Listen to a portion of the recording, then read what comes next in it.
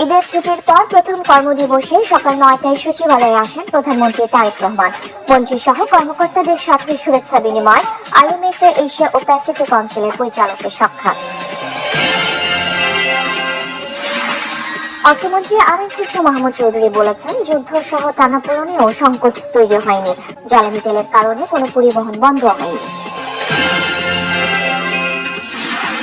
এখনই জ্বালানি তেলের দাম বাড়ানোর পরিকল্পনা নেই সরকারের, বলেছেন মন্ত্রী ইকবাল হাসান মাহমুদ। জ্বালানি তেলের সংকট নিয়ে ধোঁয়াশা, পাম্পগুলোতে ভোক্তাদের দীর্ঘ লাইন, পরিমাণ মতো জ্বালানি পাওয়া যাচ্ছে না, অভিযোগ পাম্প মালিকদের।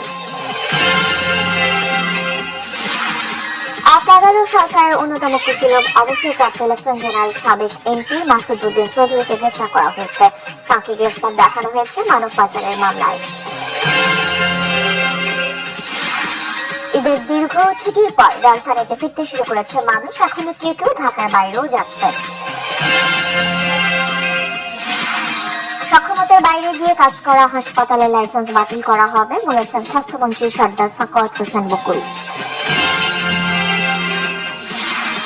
তথ্য ও সম্প্রচার মন্ত্রী M জহিরুদ্দিন স্বপন বলেছেন, ইতিহাসের শিক্ষা বর্তমান সরকার লাগাতারভাবে চর্চা করবে।